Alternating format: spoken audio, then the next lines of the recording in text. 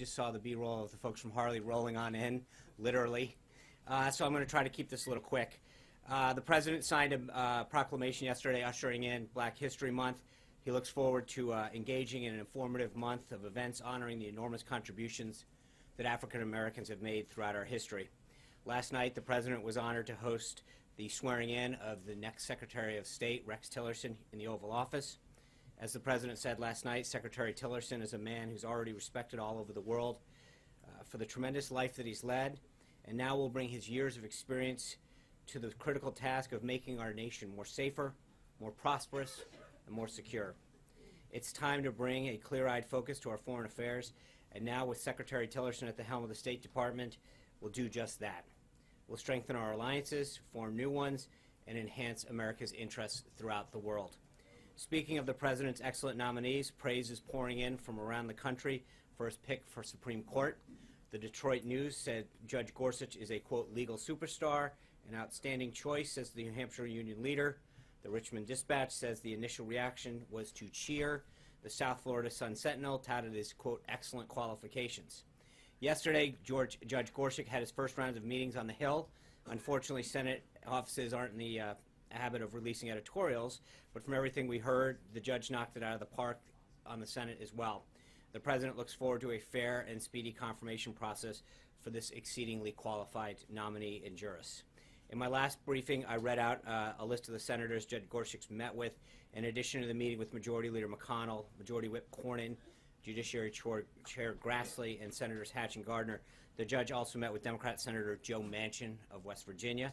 Recently, Senator Manchin expressed his belief that Judge Gorsuch could win enough Democrats to hit 60 votes. I'll agree with the senator there on that one. I mean, we have to have a few Trump state Democrats who want to win re-election.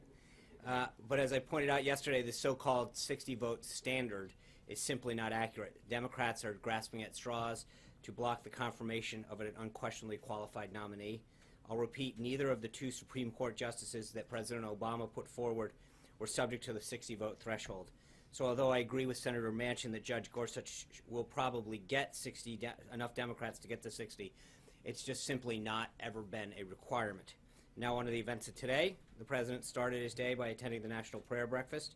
It's a tradition that continued over 6 decades, going back to President Eisenhower. The President thanked the American people for their faith and prayers that have sustained and inspired him, noting that the 5 words that he has heard more than any others as he's traveled throughout the country are, "I'm praying for you." He spoke at length about the ISIS genocide against Christians and the oppression of peace-loving Muslims, as well as the threats of extermination against the Jewish people, and made it clear that he believes the United States has a moral obligation to speak out against such violence. He encouraged Americans to remain a tolerant society where all faiths are respected and where all of our citizens can feel safe and secure. With that goal in mind, the President remarked that he's taken action to ensure that the United States will not allow a beachhead of intolerance to spread throughout our nation. In the coming days, we'll develop a system to help ensure that those admitted into our country fully embrace our values of religious and personal liberty and reject any form of oppression or discrimination. The President also committed to get rid of the Johnson Amendment and allowing our representatives of faith to speak freely and without retribution. In a particularly poignant moment during his remarks, the President recalled yesterday his visit to Dover Air Force Base to join the family of Chief Ryan Owens as America's fallen hero was returned home. After honoring Chief Owens for giving his life in defense of the American people, the President quoted John 15:13, "Greater love had no man than this, that a man lay down his life for his friends." After returning to the White House this morning, the President held a legislative affairs staff meeting in the Oval Office with his team. The team continues to work closely with Congress to enact the President's agenda. With the nomination of Judge Gorsuch to the Supreme Court, extensive outreach is underway on Capitol Hill, and we look forward to the judge receiving a swift and fair hearing. Between his meetings, the President was pleased to see the EPA Administrator-designate Pruitt was voted out of the Senate Environment and Public Works Committee. As has unfortunately become the practice, the Democrats again boycotted the hearing, requiring a suspension of the rules in order to advance his nomination. Following the strategy session, the President met with Senators Hatch, Wyden, and Congressman Brady and Neal. This meeting was an opportunity for the President to meet with the chairman and ranking members of the Senate Finance Committee and the House Ways and Means Committee to help chart the future of U.S. trade policy. The President has put together an all-star trade team that will work closely with the U.S. Trade Representative and the committees led by these members to craft new trade deals. The President has expressed his concern time and again with NAFTA, which he believes is an out-of-date agreement. The ultimate goal is to ensure that the best and fairest treatment of U.S. workers and businesses, and the President believes that those interests are best secured by bilateral rather than multilateral trade deals. He looks forward to working closely with the USTR and Congress when it comes to issues of trade. For those of you who weren't outside and just saw the Harleys roll up, it's no surprise that this afternoon the President will host a meeting and listening session with Harley-Davidson executives and union representatives. For a list of those individuals, please contact our office. Harley-Davidson's been an American success story since 1901 when William S. Harley, at age 21, completed the blueprint drawing of an engine designed to fit into a bicycle. In 1903, Harley-Davidson began building motorcycles in the United States, and today the company has approximately 6,000 employees and $6 billion in annual revenue. The company's global headquarters is located in Milwaukee, Wisconsin, which may have had something to do with them getting in so quickly. There's a certain staffer. Today, the President will welcome to the White House the latest generation of Harley-Davidson executives to discuss how to make it easier for businesses to create more jobs and factories in the United States. Beyond the company executives, representatives from the machinist and steelworkers unions will also be in attendance. Their motorcycles have carried our American service members in war. They carry our police officers. They keep us safe. They carry the Secret Service as they protect our presidents. And they bring joy to millions of Americans throughout the world, and others throughout the world, rather. The President's looking forward to hosting these leaders from one of America's truly great entrepreneurial success stories. The American worker built this country, and the President is focused on restoring a government that puts their interests first. A few administrative notes. The National Security Advisor, Mike Flynn, today announced additions to the NSC senior staff. David Cattler will be a Deputy Assistant to the President for Regional Affairs. John Eisenberg, Deputy Assistant to the President, NSC Legal Advisor and Department Counsel to the President for National Security Affairs. Kevin Harrington, Deputy Assistant to the President for Strategic Planning, and Kenneth Juster, Deputy Assistant to the President for International Economic Affairs. Lastly, we had a great reaction to our Skype introduction seats last yesterday. I know we've had a tremendous amount of requests pouring in from around the country. Please contact the press office if you know of anyone that has an interest in joining us in the future. In terms of the schedule for tomorrow, the President will host a strategic and policy forum. Then in the afternoon, the President will have lunch with General Flynn before departing down to Mar-a-Lago later in the day. With that, I'll take some questions. Katie Pavlich. Hi, John. Thanks for the question.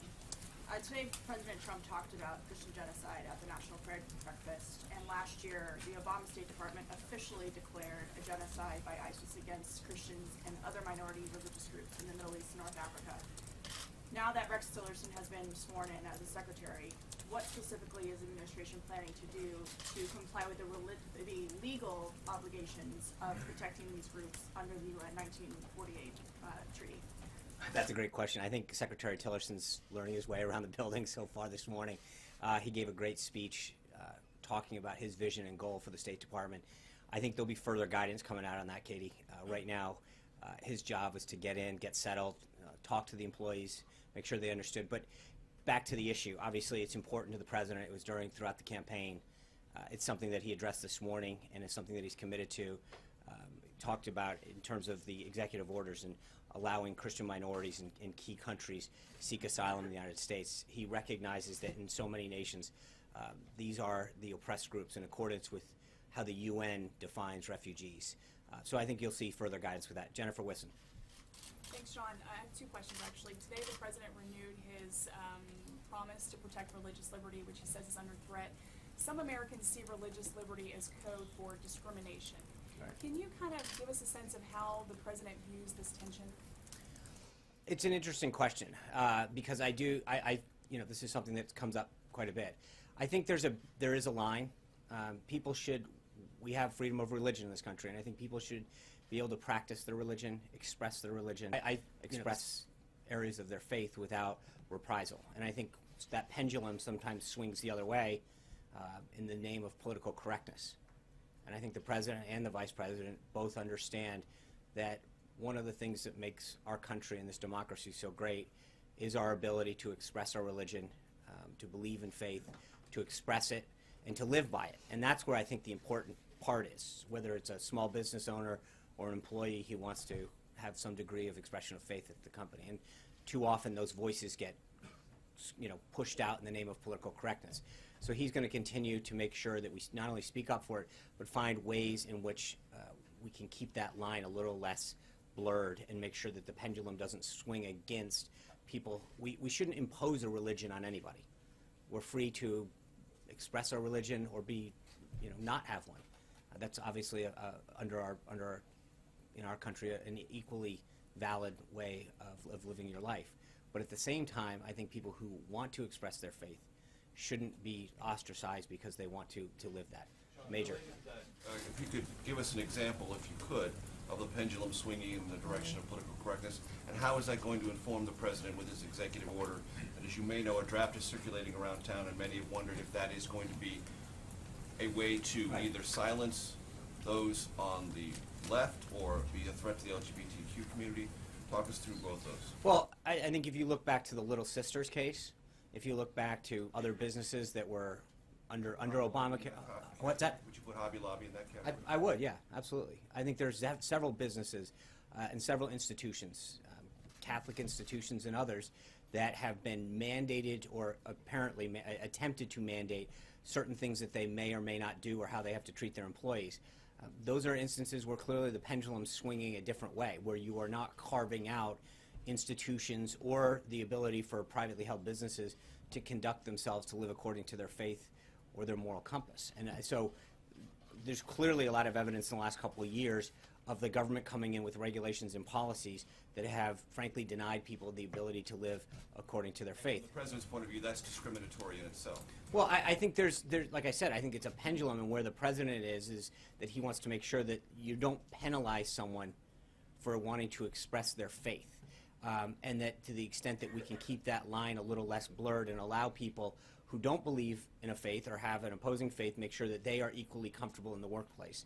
But we shouldn't penalize people or mandate them to abide by certain policies or regulations which are in direct contradiction to their faith. And what about the executive order, Sean? How does There's right now no executive orders that are official or able to read out. We maintain that. There's nothing new on that front. I'm not there until we have. It's not a question. There are a lot of ideas that are being floated out. I mentioned this the last couple of days, but that doesn't mean part of it is as the president does all the time. He asks for input, he asks for ideas, and on a variety of subjects, there are staffing procedures that go on where people have a thought or an idea, and it goes through the process. But until the president makes up his mind and gives feedback back and decides that that's final, there's nothing to announce. Yeah. John, thank you. In light of the tragedy that happened in Quebec City last week, which Prime Minister Trudeau is actually calling an act of terrorism, what is the president doing? What initiatives is he taking to make sure that that kind of homegrown, he was a Canadian citizen, homegrown terrorism, homegrown violence doesn't happen within our country? Well, there's a lot of things. Number one, he's talked cybersecurity. I mean, he's looking at it from every angle. I think the first thing is to make sure that we look at our borders. You've got to protect your own people first, then you've got to look at the cyber threats. So there is a holistic approach to both immigration, and there's a direct nexus between immigration and national security and personal security that he has to look at. But then it's a multi-tiered step.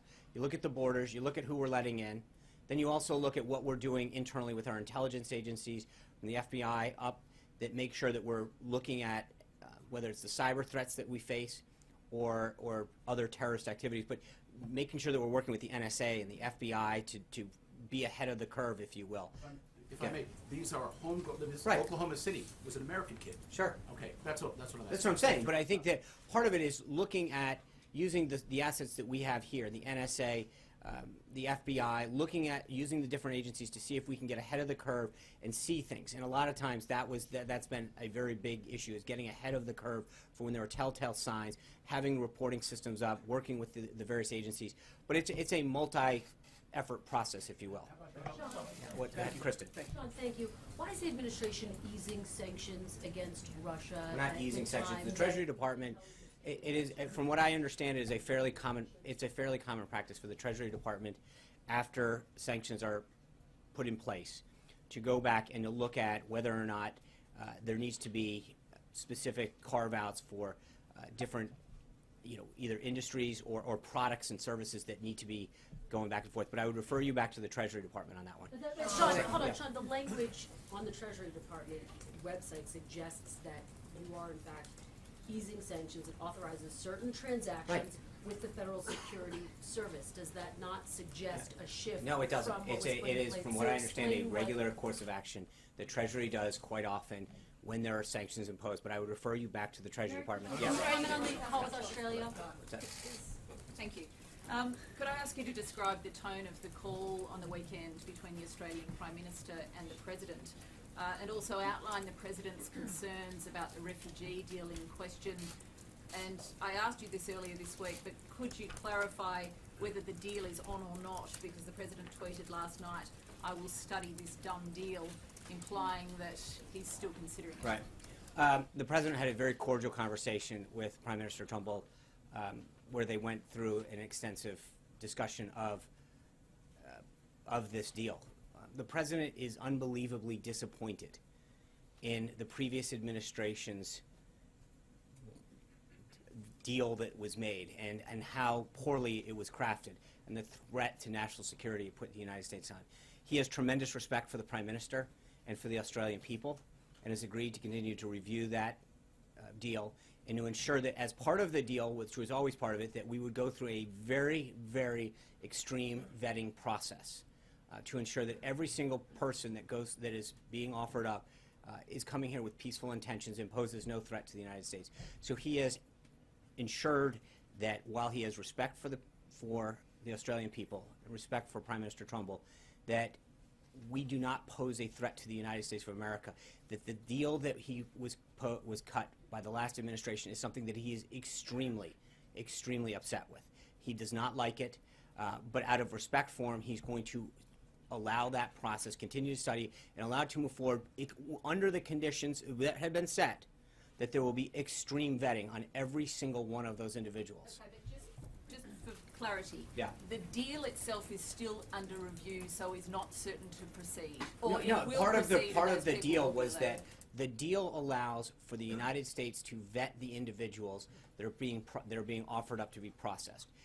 The President's goal is to make sure that every single one of those people, in accordance with the deal, and as discussed in the telephone conversation with the Prime Minister, is subject to extreme vetting to ensure that no one puts it. But I cannot underscore how disappointed he was in the deal that was made and how he thought it was just a horrible deal that was offered up by the United States by this previous administration. Sarah. The President and his National Security Advisor have been clear that the administration wants to put Iran on notice, but Right. they haven't specified what that is.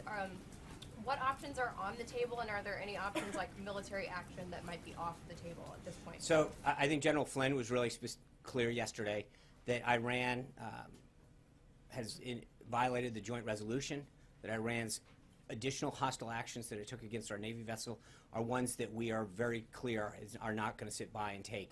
I think that we will have further updates for you on those additional actions, but clearly we wanted to make sure that Iran understood that they are on notice. This is not going unresponded to. John. Thank you very much. I'm sorry. Yes. Sorry. Thank you. Sorry. Yes. Right. That's right. John. Sorry. Thank you, John. Sean. On January 27th at the Republican retreat in Philadelphia, Vice President Pence had a closed-door meeting with House Republicans where several of them brought up the case of IRS Commissioner John Koskinen. There was Right. an attempt to impeach him last year, which some of the leadership in the House felt was unfair to the commissioner, and they urged him to tell the president that given his entire record, he should fire him or ask for his resignation soon. My sources said the vice president said, "I can hear you." Is there any pending action on the fate of Commissioner Koskinen? I have nothing to update you on. Hallie. On Yemen, it was initially described, the raid over the weekend, as a successful raid by the administration. There are now some questions that CENTCOM is raising about the possibility of additional civilian casualties. So I've got a couple of questions for you on this one. Yeah. Would you still stand by your characterization as the raid is successful? Was the president given multiple options about this raid or just one? And were there consultations with the prior administration's national security officials, military officials about the raid moving forward? Thank you. Actually, I'd like to just walk through that. I appreciate you bringing this up. There is let's go through the TikTok on that raid. On November 7th, CENTCOM submitted the plan to DOD. Clearly, that was under the last administration. Legal teams were involved immediately when it was submitted to DOD. On December 19th, the plan was approved by the Department of Defense and recommended that it be moved ahead. It was sent then to the National Security Council staff here in the White House. Again, this all happened under the previous administration. On January 6th, there was an interagency deputies meeting.